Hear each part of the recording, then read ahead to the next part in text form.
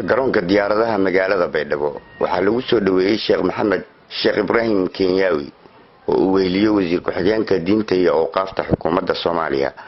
Usmaan Aadan Lugo iyo xubno kale oo wafdiga ka mid ah kuwaasoo Baydhabo booqasho ku soo gaaray. wasiirro maamul goboleedka Koonfur Galbeed ka tirsan xildhibaano gudoomiyaha degmada Baydhabo iyo dhalinyaro ayaa soo dhaweynta Sheekha Kenyawi ka qayb qaatay. gudoomiyaha degmada Baydhabo Cabdullaahi Cali Watiin ayaa sheegay in barnaamijka cafis ee uu wado Sheekh Maxamed Sheekh Ibrahim Kenyawi bulshada Koonfur Galbeed xilligani uu yahay mid aad u wanaagsan baahina ay u qabaan ka maamul ahaan ay soo dhaweynayaan.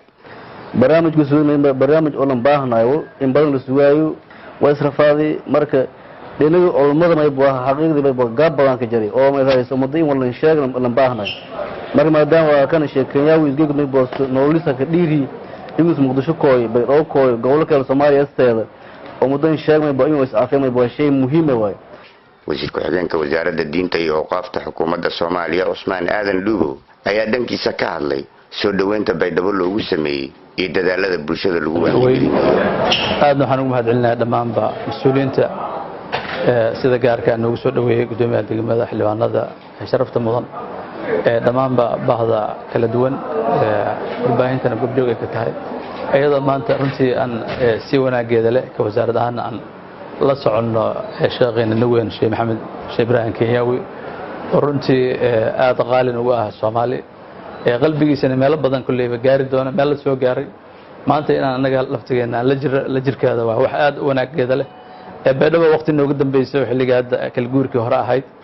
waqti ugu horeysana soo dhaweyntii kulliga hadda sheekha uu sheegay horena aan ugu aragnay 1999 waqti ugu horeysay oo isdhexgal bulsho gobolka kale ka timid oo koonfureed beys u noqotay Baydhabo. Sheekh Maxamed Sheekh Ibrahim Kenyawi oo ku hadlayay afka Maayga ayaa sheegay in Baydhabo ay tahay halkii uu ku dhashay isla markaana ku soo barbaaray waxna ku bartay sidoo kalena wuxuu ka hadlay imaatinkiisa Baydhabo waxa uu uga dhigan yahay sanado badan kadib. Kenyawi ayaa madaxda iyo bulshada soo dhaweyntooda ku sheegay inay tahay mid hab maamuus ku dhisan weligiina iloobi doonin inta uu joogo Baydhabana barnaamijkiisa cafis ee uu horay Muqdisho ugu soo qabtay mid la mid ah Baydhabo uu ku qaban doono. حواديها قالي كنتي فرحة أنا وركك فرحي كنتي معبركم فالبيدو سدا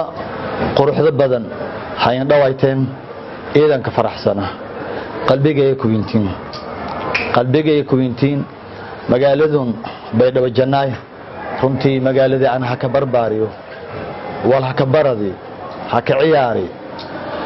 27 سنة ياكم مغناي برنامج كوسع عندنا برنامج سياسي معها وحان أؤمد ودين وولالنمو وجعيل وقلبي وناك وعفي ولالكا وحان إذن كعد سنة يا رهير بيدب إذن كودن شعب كينا إعيدا مدين حكومة دي شعب وحان كعد سنة علمي إيو مارك عامب وحان كعد سنة رق إي دمر ير إيوين إن أتقرب إيوسيسان برنامج كعفي ولالكا إن أنجلينو قري والبا بيدب أسيد هركسو علينو آدم الذين جعله. السلام عليكم ورحمة الله وبركاته. مختار شيخ آدم دلمر تلفزيون كي الراديو هادلسان برشنويني بيدا وجنا.